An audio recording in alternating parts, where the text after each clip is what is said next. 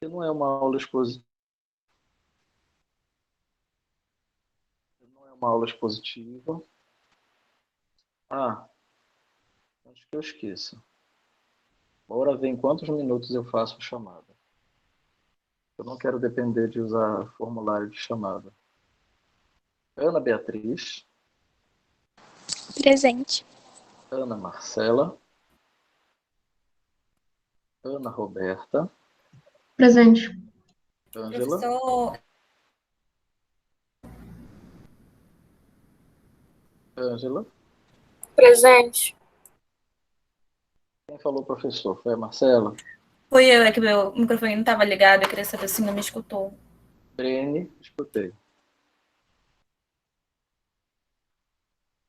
Brene, Presente. ok. Camila, Presente. Karina, Presente. Carlos Daniel, Presente. Cíntia, Presente. Lara, Presente. Daniele,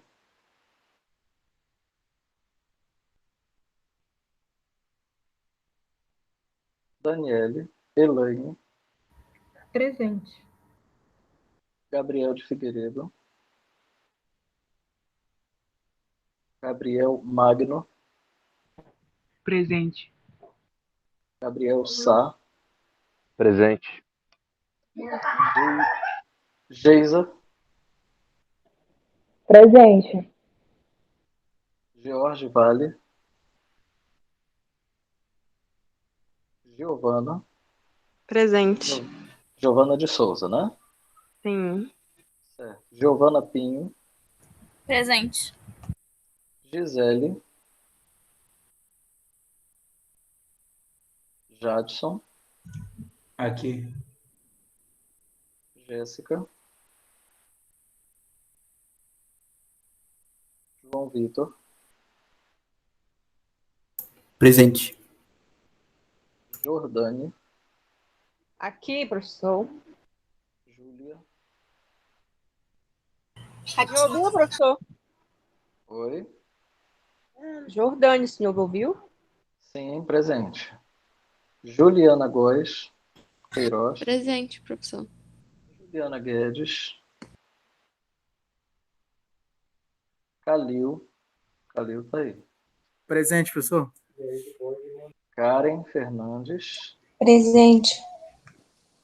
Kelly, Presente, professor.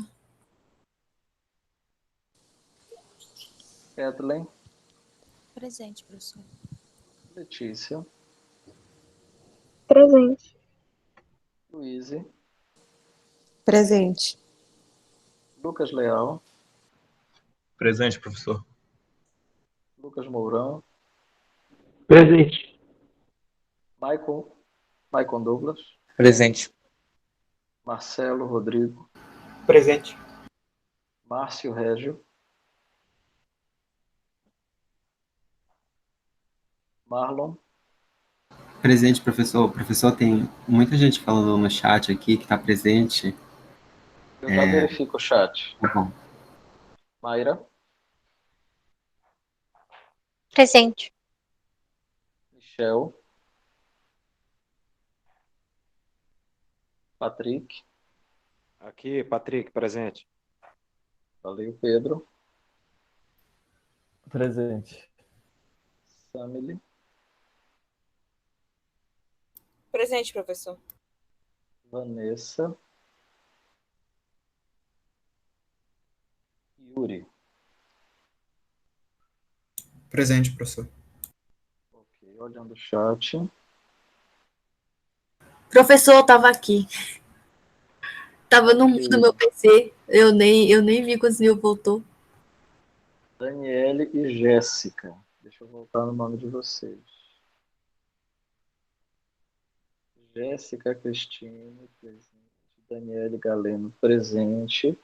Eu só vou chamar de novo quem está com falta aqui. Tá? Gabriel Carneiro, Jorge Lucas, Gisele Regina, Juliana Guedes, Márcio Evangelista, Michel Quaresma, Vanessa Teixeira. Vanessa está presente. Presente, Vanessa. Tá ok. Então tá. Voltando. Deu 6 minutos.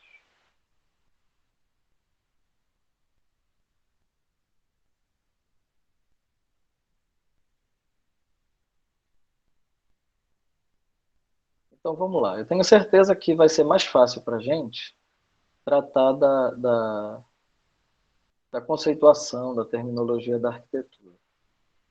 Então vamos fazer na mesma sequência do texto. A gente trata primeiro da epistemologia da geografia, tá? E aí a gente passa para a arquitetura.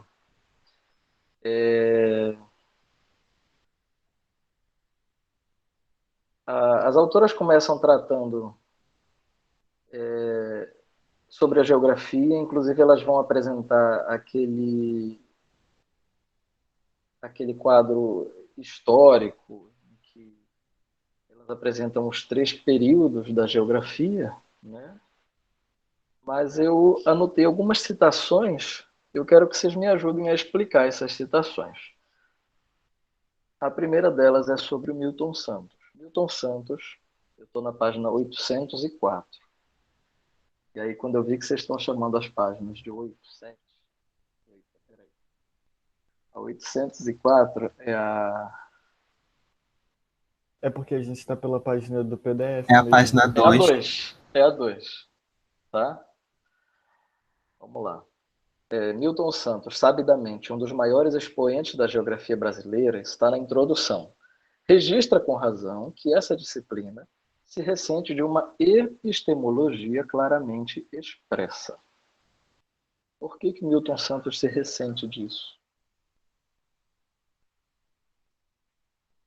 Acho que é porque ele usa áreas do conhecimento distintas para fazer essa relação.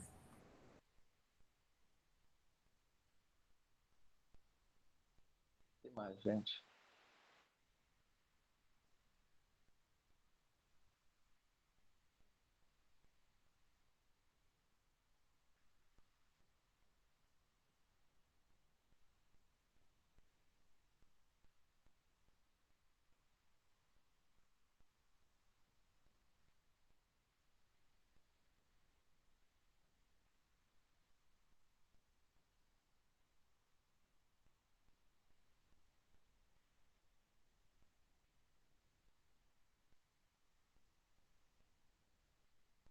Depois de ler esse texto, vocês têm exatamente essa mesma impressão do Milton Santos? Ou não? Professor, assim, eu vou falar o que eu entendi. É porque o livro ele começa conceituando o espaço, aí fala que antes o espaço ele não era um objeto de estudo da geografia, né? Que era algo mais implícito. E aí, a partir da década de 70, que foi realmente que eles foram pegar o espaço e fazer como uma análise de estudo. E aí ele fala a respeito do espaço geográfico e do espaço arquitetônico, né? Só que ele também fala que geralmente não tem uma relação entre os dois, entre as áreas. Tipo, a geografia e a arquitetura, elas não se interligam. E eu acho que é nesse quesito aí que o Milton Santos ele fica meio receoso, porque ele acha que tem que ter essa necessidade entre as duas se relacionarem, sabe? Para uma complementar a outra, foi o que eu entendi. Só que aqui o Milton Santos ele não está falando sobre arquitetura, Clara. Eu acho que ele está falando muito mais de que a geografia é uma disciplina muito recente e esse campo epistemológico da geografia ele está muito ainda em construção. A geografia crítica, que as autoras vão apresentar, que é o terceiro período da geografia, a gente vê que, você comentou agora, da década de 1970 para cá. Então, 70, 80, 90, 2000, são 50 anos só, né? de desenvolvimento de uma disciplina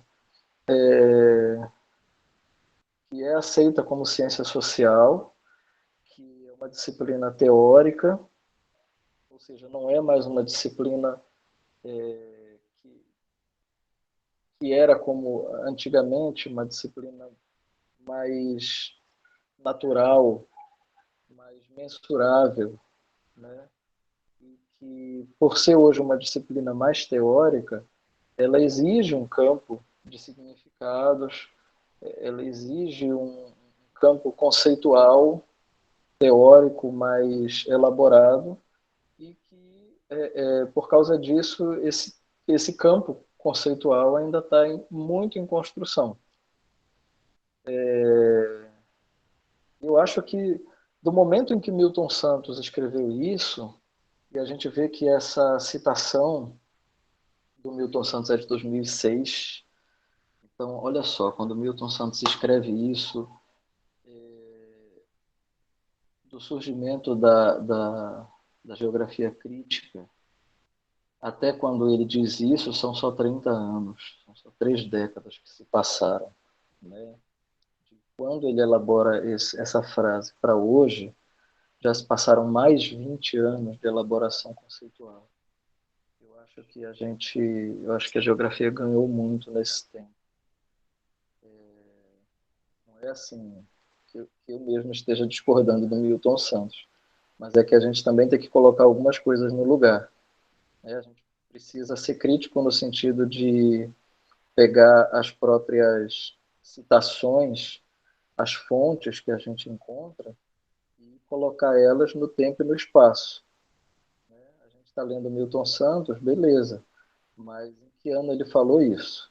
Né? Ele falou isso já tem 15 anos.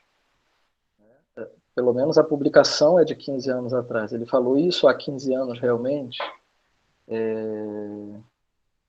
Que a geografia necessita desse campo, que ele se ressente disso, da geografia não conseguir conversar com as outras disciplinas.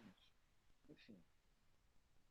Mas uma coisa é certa, na hora que a gente coloca o campo conceitual da geografia em comparação com uma disciplina como a arquitetura, que tem um campo conceitual milenar, né?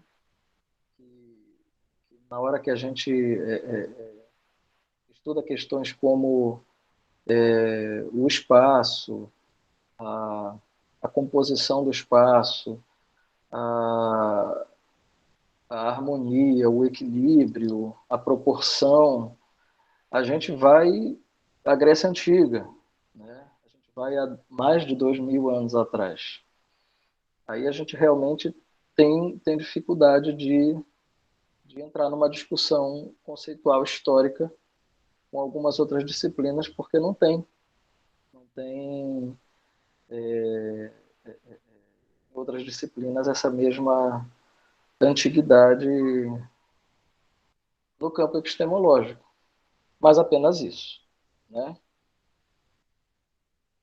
Vamos lá.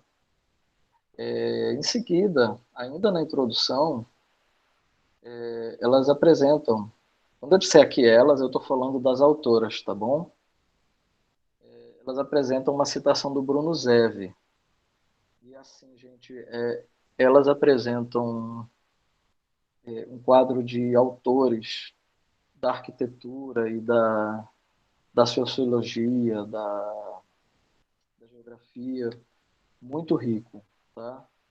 Então, só de passar o olho, elas estão citando Milton Santos, Bruno Zev, Humboldt, Foucault, Correia. David Harvey,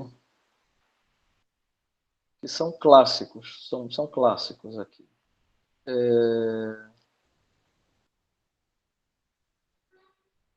Tem outros.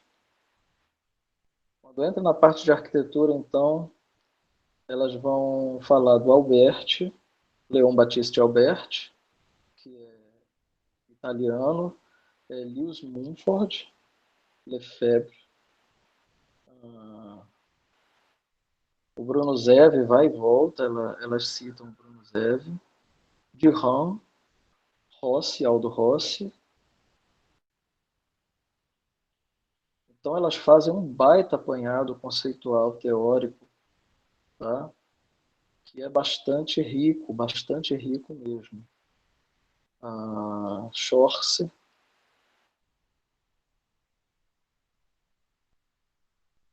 Isso. Queria ressaltar esses. E o que elas citam do Zev, que eu quero trazer para vocês em que pesem a contribuição de tratadistas célebres e 2 milênios de prática disciplinar, é ainda recente a percepção de que o espaço é o protagonista da arquitetura. Citação do Bruno Zev, em 1977. Bora ampliar essa leitura. Elas tinham acabado de falar o que eu citei do Milton Santos. Talvez essa dificuldade explique parte da confusão teórica aqui mencionada, notadamente quando a geografia se encontra com campos disciplinares de interfaces comuns, a exemplo da arquitetura. Por sua vez, do ponto de vista da arquitetura, no que diz respeito a lacunas ou inconclusões teóricas, em que pesem a contribuição, ainda que haja a contribuição de tratadistas célebres e 2 milênios de prática disciplinar, é ainda recente a percepção de que o espaço é o protagonista da arquitetura. Por que, gente, que essa percepção é recente? Vocês entendem isso? A percepção do espaço é sobre geografia ou sobre na arquitetura mesmo? Na arquitetura. Elas estão na introdução, então elas ainda não estão separando, elas estão misturando. Então elas estão dizendo que agora que na arquitetura é muito recente a percepção de que o espaço é o protagonista do nosso campo disciplinar. Eu entendi que é porque é a partir do espaço que a gente vai desenvolver tudo, uma construção. O espaço é que permite que a gente crie, por assim dizer. Sim, depois elas vão dizer que a gente trabalha com isso mesmo, que a gente trabalha com vazio. Se não tiver o espaço vazio, a gente não cria. Sim. Mas, assim, eu quero saber se vocês entendem por que elas estão dizendo que é tão recente o nosso entendimento de que o espaço é protagonista. É principal, protagonista é o quê? O ator principal, né? É por questão de... Seria mais por questão de que isso começou a ser mais estudado, mais visto mais recentemente. Não é algo tão antigo quanto a própria... A arquitetura em si é antiga, tá? Como ela fala mais para frente no livro. Mas, assim, colocado em vista, esse ponto é mais recente mesmo. Ok. Quem está com a mão levantada aqui, Pedro? Já, professor? Em projeto, Pedro, por agora? exemplo. Quem levantou primeiro? Fala, Pedro. Não sei, levantei. É porque você abaixou, Jordane. Eu quero só mencionar rapidinho, porque o Pedro ele tem uma colocação bem legal. Mas só mencionar que, até mesmo dentro da geografia, eles se perderam um pouco para conceituar o objeto de estudo deles, né? Porque nós tínhamos aí várias ideias de social, de físico, então era a própria história que definia isso, e depois que foi adentrar a geografia. E dentro da geografia, que é algo mais antigo, se demorou a ter essa ideia, a se projetar isso, e na arquitetura também, né?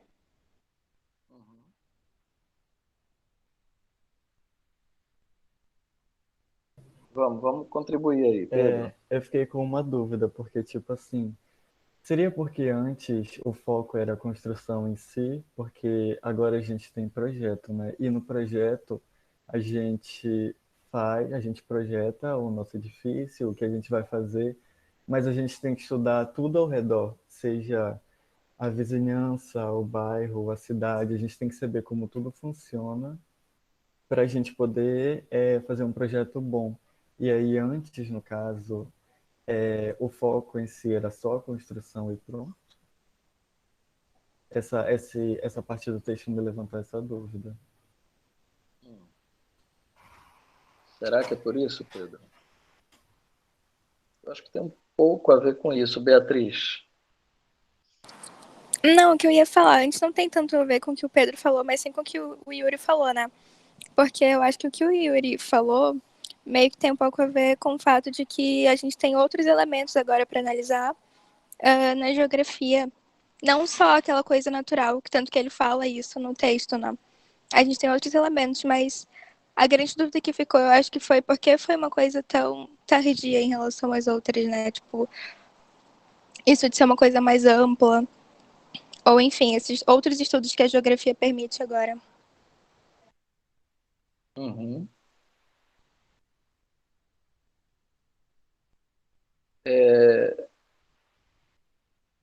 Bom, a filosofia, eu acho que muita coisa tem a ver, gente, com o desenvolvimento da própria filosofia, tá? Vocês vão ver que a gente tem uma virada estética, conceitual, cultural muito grande com a entrada do pensamento iluminista, tá? Século XVII para XVIII, ao mesmo tempo com a Revolução Francesa e a Revolução Industrial. Vocês vão estudar isso aí de tal 2 para tal 3. Final de tal 2 e a disciplina tal 3 inteira vão tratar disso. Qual é o resultado que o iluminismo, a Revolução Industrial, principalmente, vão produzir no campo estético e na arquitetura. E se a gente considerar o campo das artes como um todo, e aí se a gente for considerar o campo da filosofia, do desenvolvimento das ciências sociais, as ciências do comportamento, o que vai acontecer é uma grande virada cultural, é uma grande virada no desenvolvimento das ciências, tá? Que estudam as sociedades, que estudam a história, que estudam o comportamento do homem. E essas ciências todas, elas começam a se apurar muito com o iluminismo. Num primeiro momento, o desenvolvimento das ciências no iluminismo é ainda bastante racionalista, bastante positivista. Quer dizer, essas ciências ainda têm uma base muito racional mesmo, tá? Uma forma muito simplória de compreender o mundo, de compreender a sociedade. E essa forma simplória só vai ser ultrapassada ao longo do século XIX, quando se começa a ultrapassar uma série de barreiras sociais, como, por exemplo, a independência de colônias em todo o mundo, tá? De colônias de países europeus, que vão se tornar países independentes, como também, por exemplo, a libertação de escravos em todo o mundo, tá? A conscientização em todo o mundo de que aqueles seres humanos que viviam em condição de escravos, eles tinham o direito de viver como pessoas comuns, como qualquer outra pessoa. Por mais que a independência dos países latino-americanos, africanos, tenha sido feita de forma equivocada, por mais que a abolição da escravidão tenha sido feita de forma errada, essa conscientização e o acontecimento disso mostra que havia um processo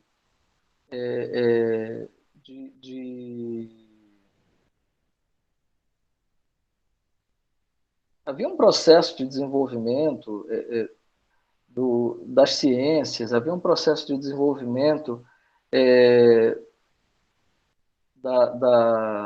do entendimento, tá? Das sociedades, eu não vou dizer dos estados, porque as atitudes tomadas pelos estados são simplesmente atitudes oficiais, então a gente não vai enfiar estado aqui. Mas um entendimento social, sim, né? E isso em grande parte, um resultado dos estudos científicos, né? Daquilo que os cientistas, os antropólogos, os sociólogos já vinham desenvolvendo, tá? Em pesquisas ao redor de todo o mundo. Ao longo do século XIX, muitos pesquisadores, viajantes, naturalistas, eles circulam o mundo inteiro, visitam uma série de sociedades, tá? E começam a identificar características nas mais diversas sociedades que estão presentes nas sociedades europeias, nas sociedades americanas, qualquer sociedade muito bem organizada, essas mesmas características estão presentes, e aí os cientistas começam a concluir que não há diferenças, que não há por que tratar com diferença, que não há por que escravizar, né? E aí começa a cair cientificamente por terra uma série de pressupostos que a própria ciência tinha de que havia raças superiores e raças inferiores. Bom, e aí a gente sabe qual é o caminho disso. Então, esse desenvolvimento que as ciências sociais têm ao longo do século XIX, ele é muito importante. Junto com isso, tá, vem o desenvolvimento da filosofia ocidental. Tá?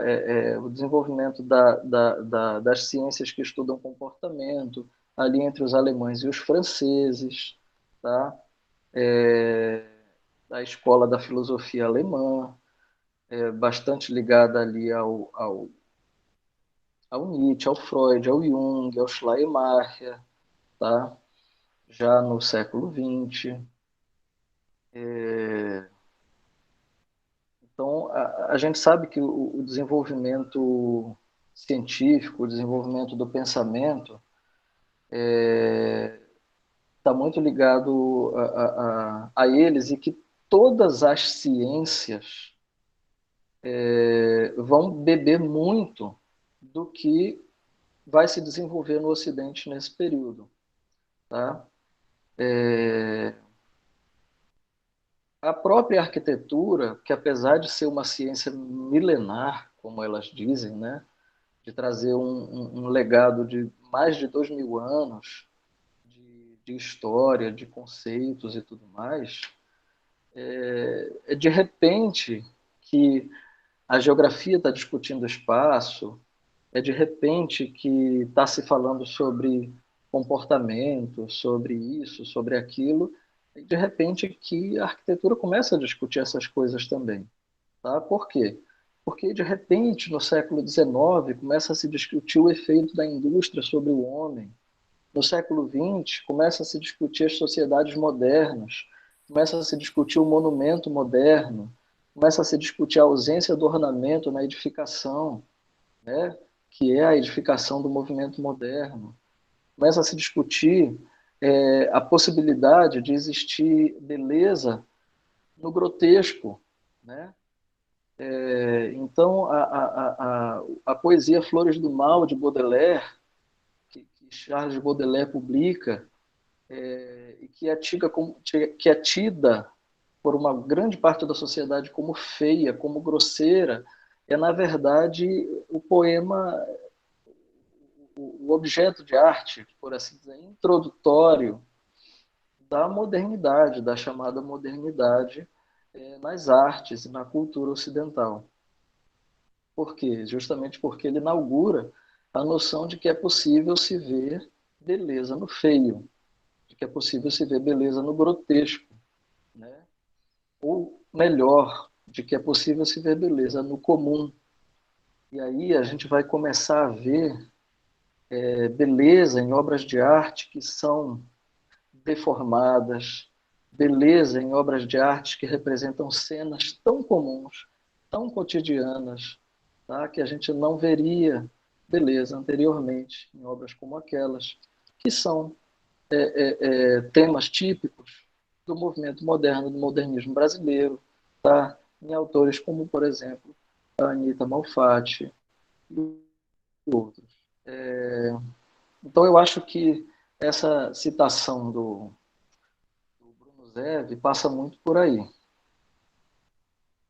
Acho que eu estou falando demais, eu queria que vocês falassem, e aí quem está falando muito sou eu. Eu vou passar para a próxima, eu quero que vocês falem mais. O espaço não constituía um conceito-chave para a geografia, fazendo-se presente apenas de forma implícita. Eu vou pular essa frase da página 805, porque eu acho que a gente já trabalhou isso. Para este autor, que é o Soja, na página 806, o historicismo, definido como uma contextualização histórica hiperdesenvolvida da vida social e da teoria social, obscurece a imaginação espacial. E eu queria saber quem entendeu isso aí e por que que ele acha que o historicismo obscurece a imaginação espacial. Se, por outro lado, o nosso trabalho como arquitetos, ele, em muita parte, é um trabalho historicista, porque a gente precisa carregar o peso da história, né? A gente precisa carregar o peso do entendimento da história no nosso trabalho projetual, no nosso trabalho criativo, porque esse entendimento é importante para a gente. Então, qual é o aspecto negativo do historicismo? O que é historicismo? Enfim, comentem aí, tá? Eu estou na página 806. Para esse autor, o historicismo obscurece a imaginação espacial.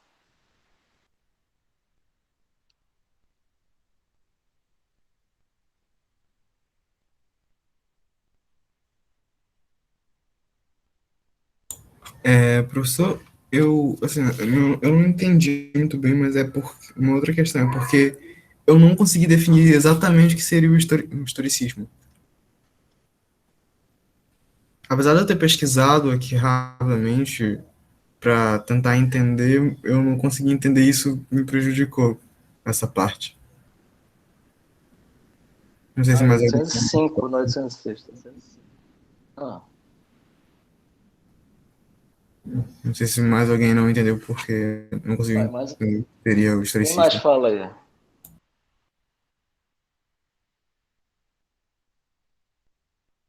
E professor, também estou na mesma situação que o Yuri, historicismo, eu não consegui definir também entender.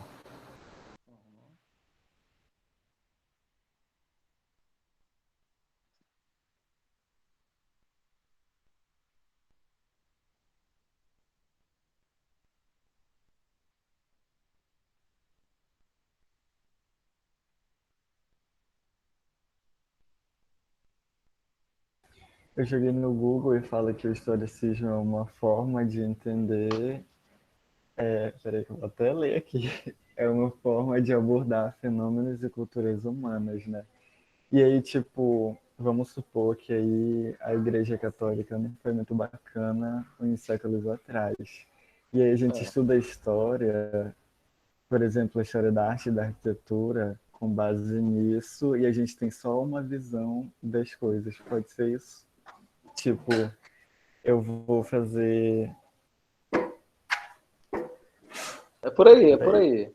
A crítica, a crítica do autor sobre o historicismo é que o historicismo ele promove apenas uma visão das coisas, que é uma visão baseada numa linha do tempo.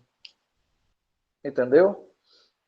É assim, você pega tudo, toda a história, e você coloca tudo que aconteceu numa linha do tempo, e aí você organiza, costura tudo que aconteceu nessa linha do tempo, e você passa a contar tudo a partir dessa linha do tempo. Essa é a crítica dele. E então isso acaba deixando a gente com uma visão mais fechada para o mundo como um todo, seria isso?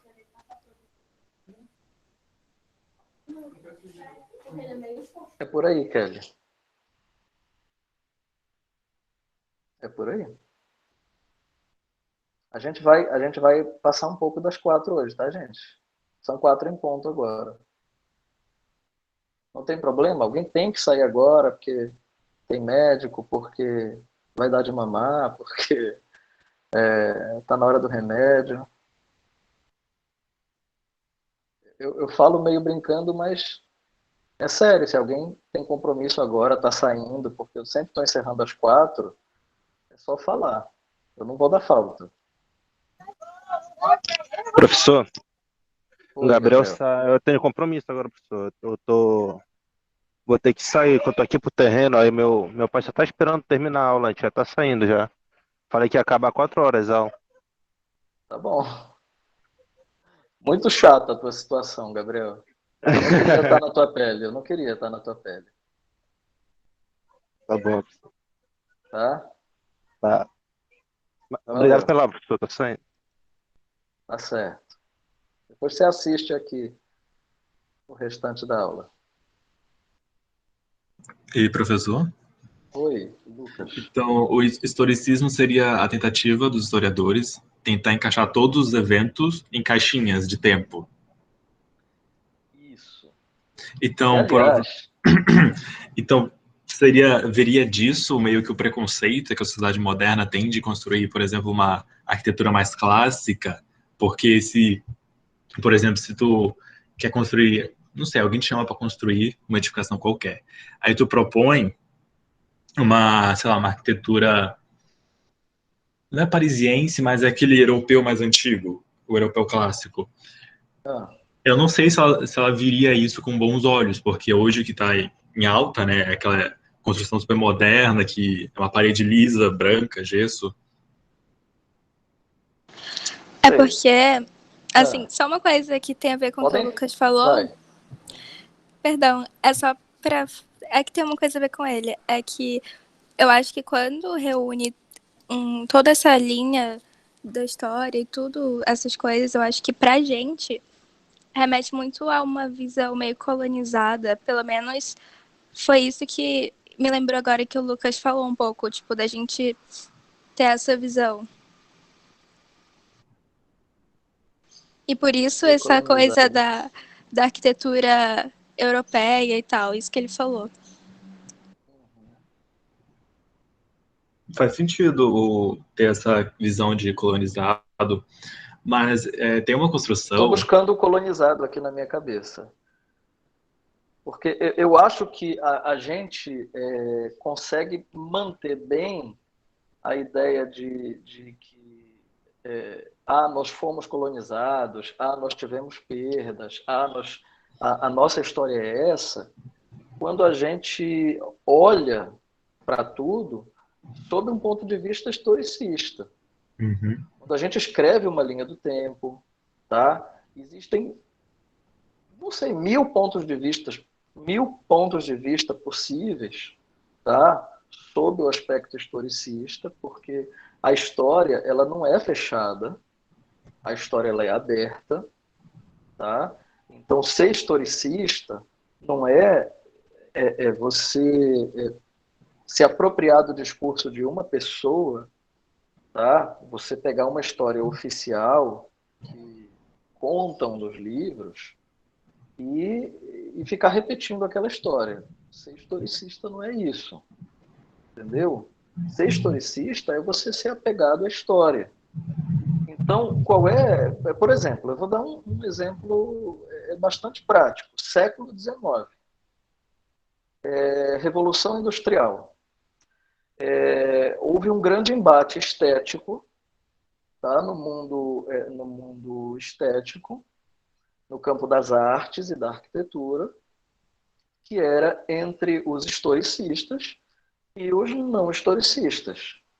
E esse embate envolvia o seguinte, que era você se apropriar da máquina ou você não se apropriar da máquina. Então,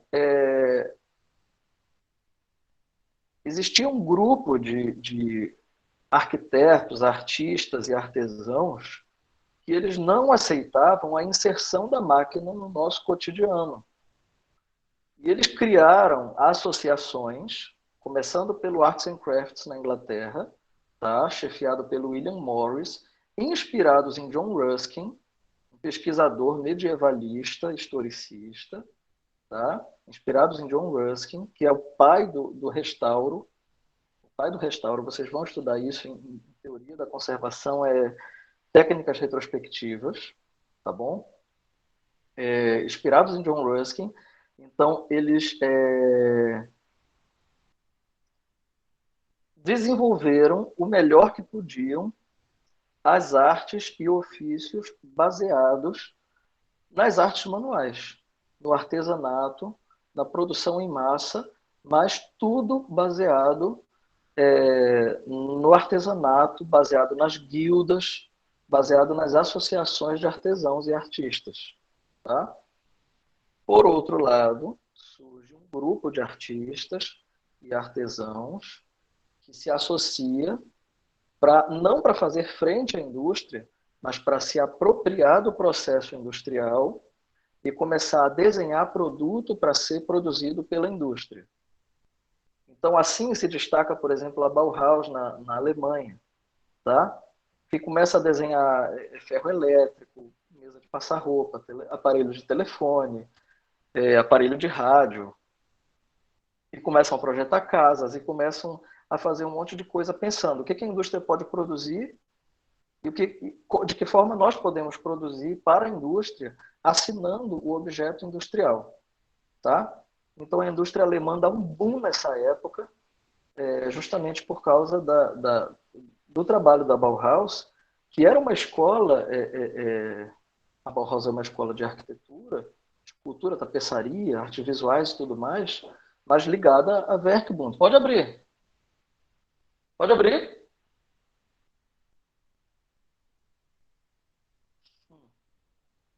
Tem alguém batendo aqui. Tá? Então,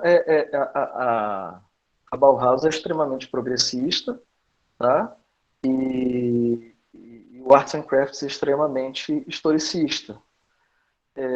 Os dois desenvolvem design, tá? O Arts and Crafts inspira a Bauhaus, tá? O Arts and Crafts é a base do restauro como a gente tem hoje.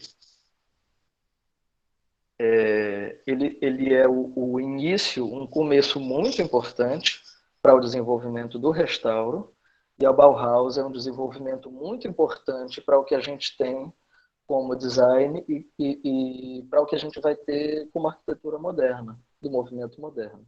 Tá? Então, as duas coisas acontecem, as duas coisas levam a caminhos diferentes, não opostos, mas diferentes. Tá? E se não tivesse acontecido esse movimento, nesse momento, que era um movimento historicista, não se teria preservado tantos edifícios do período medieval. Provavelmente esses edifícios teriam sido destruídos pelo processo de industrialização e crescimento das cidades, tá? E as cidades europeias teriam muito menos história para contar. Então, todo movimento preservacionista, todo movimento pela memória, pela história, ele é um movimento historicista. E quando vocês veem um professor numa aula defendendo a história, defendendo a memória, falando disso tudo, isso é historicismo também, tá bom? Mas eu acho que vocês estão conseguindo entender. Apesar, Lucas, da gente falar em caixinhas, tá? Essas caixinhas elas não são engessadas. E a história, como disciplina, apesar de nós sermos arquitetos e urbanistas, ela também não é uma disciplina engessada. Essas caixinhas não estão fechadas. Essas caixinhas são abertas, são extremamente dinâmicas. Tá? Elas só são fechadas para quem estudou a história e, como diz uma música do Chico Buarque, acha que a história é uma carroça abandonada numa beira de estrada ou numa estação em glória. Né? A história é um carro aberto, cheio de um povo contente, que atropela indiferente todo aquele que a negue. Tá? A história é dinâmica, ela acontece e a gente precisa acompanhar. Deixa eu ver aqui quem é que está batendo na porta.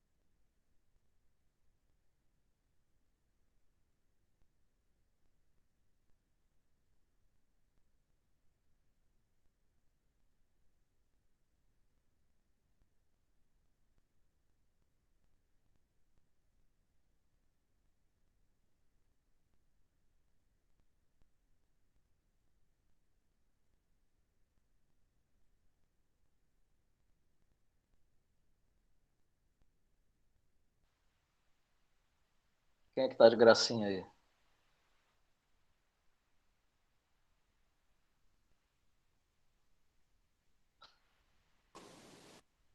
Quem é que tá dando tchau, Clara? Era o Pedro, professor.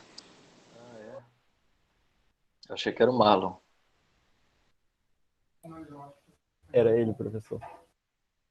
Ah, é? Ah, tá vendo? Marlon tá nas nuvens aí hoje. Não sei o que foi.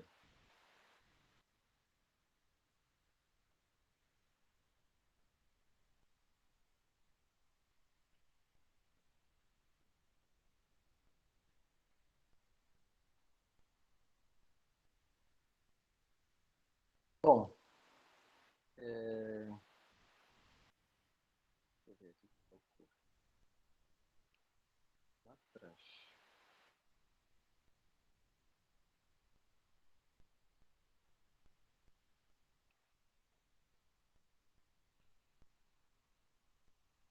Completo.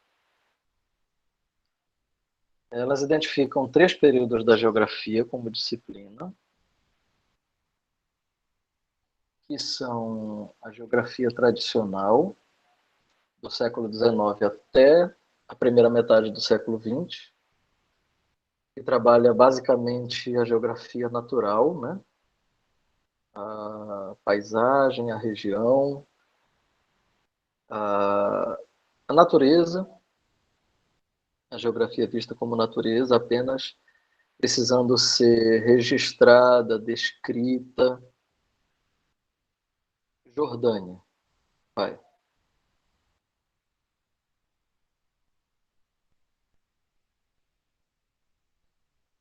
Pode falar, Jordânia.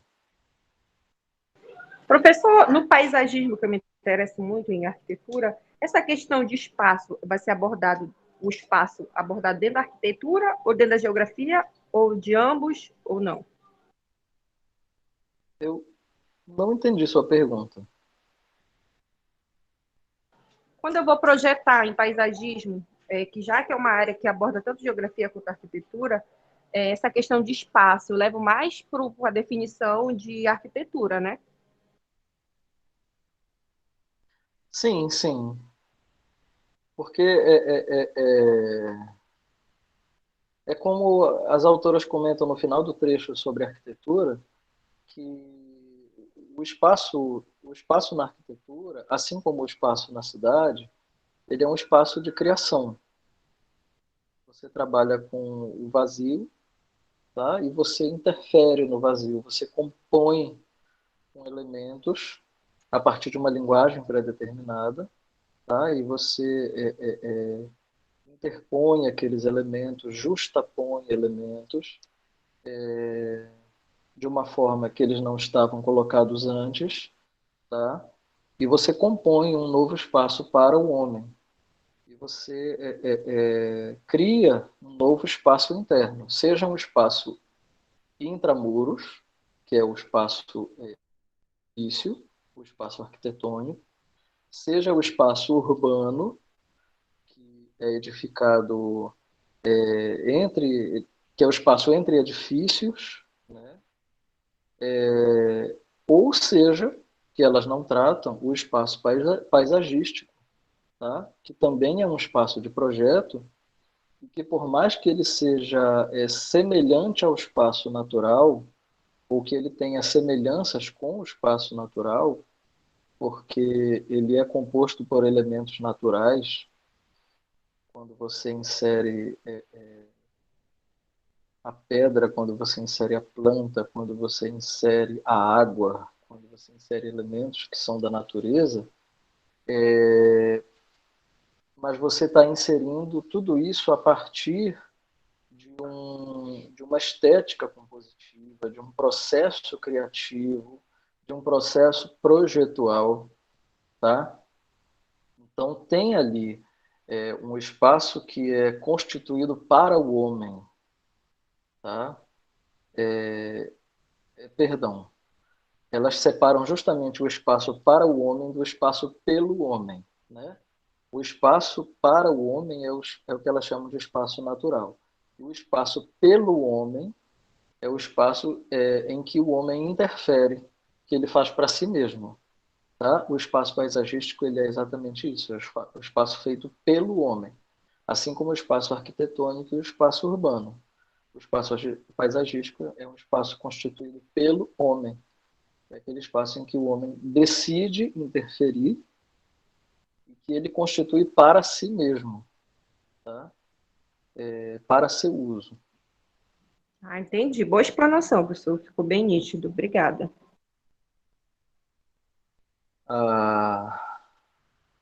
Vamos lá.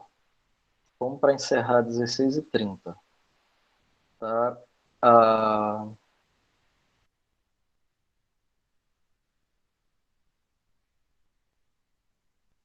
Vamos passar para falar da parte de arquitetura? Queria comentar um pouquinho da geografia, mas a gente passa para a arquitetura. Diferentemente da concepção de espaço em outros campos disciplinares, eu estou agora na página 809. O espaço arquitetônico se define por um vazio que o constitui em consequência de uma ação humana compositiva. Eu estava falando disso agora. Em outras palavras, o espaço da arquitetura é necessariamente projetual. Não se confunde, portanto, teoricamente, com o espaço pré-existente que dá suporte físico-ambiental a essa ação projetual. Tampouco se confunde com o espaço social, que é essencialmente analítico, como se anotou antes, promotor dessa ação. Vamos comentar isso aí. Ou seja, comenta. Tá bom. Ele fala, né? Primeiramente, o que eu entendi pelo texto é que ele fala que a arquitetura e geografia são matérias, ciências diferentes, mas que elas se ligam de alguma forma e esse link é feito através do espaço. Aí na arquitetura tem o conceito de na geografia tem o conceito de espaço e na arquitetura também tem o conceito de espaço. Só que na arquitetura diz que o espaço é aquele que não é natural, mas que tem interferência humana para isso. É por isso que falam que o projeto, né? Que ele também fala no livro, aqui mais para baixo, sobre os homens pré-históricos que tinham as suas casas lá nas cavernas e tudo mais, só que eles começaram a fazer suas moradias com as próprias mãos. Então, a partir disso que eles vão tendo a necessidade de formular o próprio espaço em que vivem, porque a gente tem essa necessidade de construir as coisas, seja na arquitetura ou qualquer outra área. Por que ele rejeita a caverna e faz uma casa com as próprias mãos? Eu acho que é por conta da necessidade. A gente tem essa necessidade de mudar o espaço em que a gente vive. Se a gente está em um quarto, daqui a pouco, daqui a 2 meses, eu quero mudar o espaço da minha cama. Vai de questões micros e vai abrangendo mais ainda. E a gente, como é arquiteta, a gente vai não só mudar o nosso próprio quarto, mas sim mudar uma cidade, por exemplo.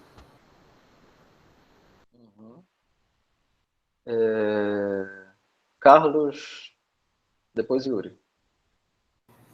Professor, eu acho que essa questão a questão de identificação com o lugar. Quando tu constrói algo para te morar, tu te identifica mais com ele, e eu acredito que seja nesse sentido. Que a caverna já está lá, algo natural. Aí tendo a construção, a concepção humana, algo que tu vai te identificar mais. É isso. É isso mesmo. Yuri, Pedro. Professor, só para eu concordo com o que o Carlos disse, eu iria dizer basicamente a mesma coisa, só acrescentando também que a mudança da caverna para uma casa construída também seria que a caverna já não supriria as necessidades das pessoas, daquela população. Conforme as pessoas foram mudando, as necessidades dela também mudaram, e a caverna também já não cumpria mais um papel tão eficiente para eles.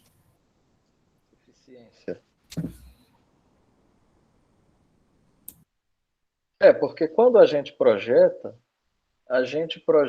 a partir de um programa de necessidades, né? por mais que a gente não tenha uma metodologia projetual, imagina a pessoa que construiu a primeira cabana, ela deve ter pensado em uma porta, por mais que ela não tenha imaginado ainda uma janela, mas ela pensou que tinha que ter uma porta, uma cobertura, né? E ela pensou por onde entrar, onde que ela ia fazer isso, onde é que ela ia fazer aquilo. Então ela tinha em mente quais as necessidades que ela tinha, vamos falar assim, o homem, o ser humano, tá? Então, aquele ser humano que projetou a primeira cabana, ele tinha consciência das necessidades que ele tinha, e a partir dessas necessidades ele projetou a primeira cabana. Essa primeira cabana que ele projetou, ela seria mais eficiente do que a caverna, por quê? A questão da eficiência é um ponto interessante, Yuri.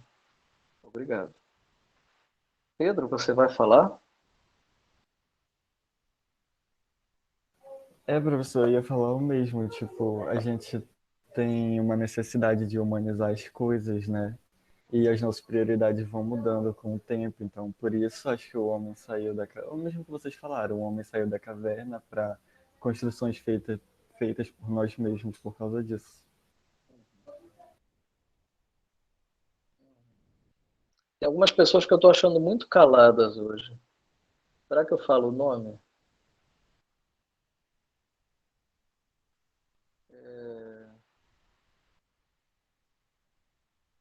Eu achei interessante quando elas dizem que a caverna não realiza o imperativo humano. Ó, Calil! A caverna não realiza o imperativo humano de passar do estado de natureza ao estado de cultura. A sociedade humana, o ser humano, ele é um ser cultural. Quando a gente fala que o ser humano é cultural, quer dizer que ele cultiva atitudes, ele cultiva sociedade, ele cultiva costumes.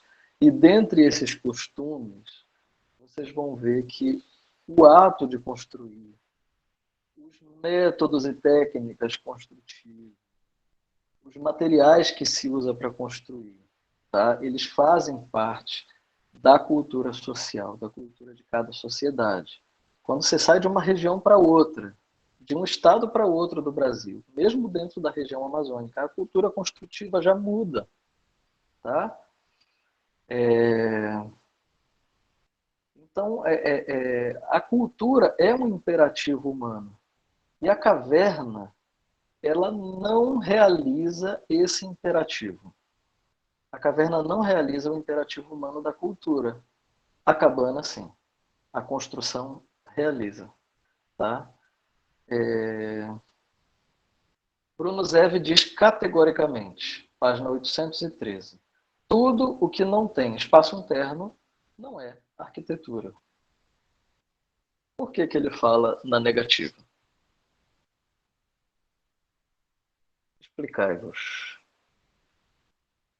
É a arquitetura que se impõe ao arquiteto e não o contrário. Essa frase de Salion também é incrível. Eu vou trazer uma coisa que a gente viu em outras matérias para poder tentar conciliar, porque ele fala no negativo. Quando a gente estava falando sobre o que seria a arquitetura, qual seria a função dela, a gente entende que seria proteger, assim, mais basicamente, proteger as pessoas das intempéries. E para que a arquitetura possa realizar essa função, ela precisa ter espaço interno, que é para as pessoas entrarem, se protegerem, se abrigarem.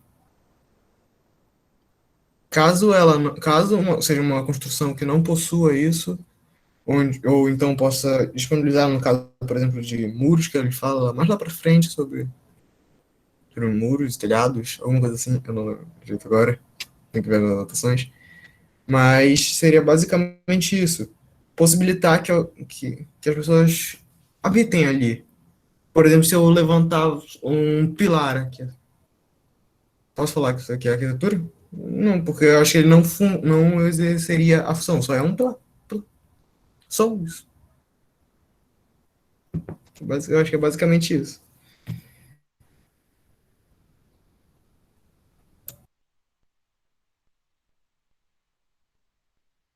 Estou pensando até que ponto um pilar pode ser arquitetura. Aí já é uma discussão Porque um pelourinho, às vezes ele é só um pilar, um toco de madeira. E ele exerce uma função social dentro de uma praça que era importantíssima no período colonial brasileiro, né? Por mais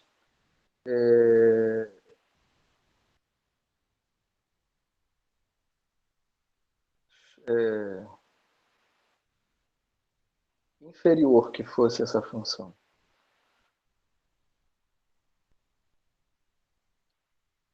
Mas é isso, a gente... Esse tipo de reflexão a gente nem sempre vai ter fechada. Eu, por muito tempo, acreditei, Yuri, que a primeira cabana teria sido construída com a função de abrigo. Mas hoje eu acredito que foi muito mais do que isso. Eu acredito que o homem sempre teve o desejo estético, o desejo pela arte no coração. E que qualquer construção, qualquer telhadinho que ele tenha feito, sempre existiu ali uma intenção estética. Tá? Eu acho que nunca foi apenas um abrigo. Ele pode ter experimentado o abrigo, mas a primeira vez que se construiu uma cabana, uma vila, já existia ali um sentido estético, já existia ali um sentido compositivo, sabe? Era muito mais do que isso. Já existia ali um desejo de cumprir funções predeterminadas. Eu saí da caverna. Ora, abrigo tem na caverna, se a gente for pensar assim. Bom, a casa e a cidade resultam da criação humana, chamada arquê. Então, são espaços construídos a partir de uma ação projetiva, projetual. Ambas ainda compõem vazios, espaços internos que incluem o humano. Que depois ele vai chamar de ação que limita, uma ação de limitar, né? Na página seguinte. O espaço arquitetônico resulta de uma ação projetiva e que necessariamente limita. Nessa ação de limitar, constitui e define o espaço da arquitetura. Sem essa delimitação espacial, ter-se-ia, tanto vertical quanto horizontalmente, o espaço natural, o espaço que se dá como espaço para o homem vasto e indefinido. Então, o momento em que a gente delimita qual é o espaço em que a gente está interferindo, é que a gente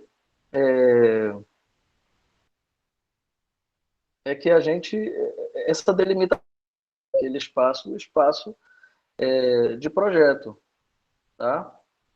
Quando você não delimita qual é o espaço em que você está interferindo, aquele espaço nada mais é do que o espaço da natureza, do que o espaço que havia sido feito para o homem, tá?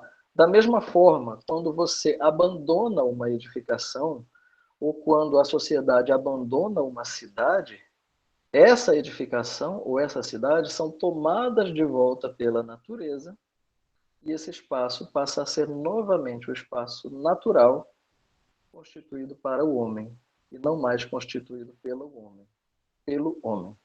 Tanto é que a natureza toma de volta as casas, toma de volta as ruas, tá? E aquele espaço deixa de ser um espaço conforme o projeto, conforme a composição feita pelo homem. O estudo das ruínas é uma coisa interessantíssima também. Teve um colega de vocês que alguns anos atrás apresentou TCC sobre as ruínas de Macapá. Muito, muito interessante. E tinha um geógrafo na banca dele, justamente porque para falar de espaço das ruínas, precisava ter um geógrafo na banca. Foi muito legal. Gente, vamos encerrar por aqui hoje, tá bom? O colega é o Rodrigo Dias. Se alguém quiser procurar o TCC dele, se alguém quiser, eu posso mandar também. Tá? Vamos ficar por aqui hoje.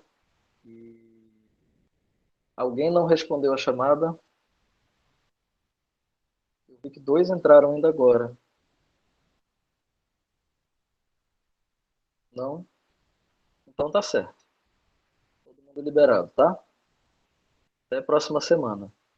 E obrigado pela torcida. Tá tudo dando certo por aqui até agora. Valeu, gente. Obrigado, Obrigada, professor. professor. Boa tarde. Por isso. Boa Boa tarde. tarde, professor. Boa tarde.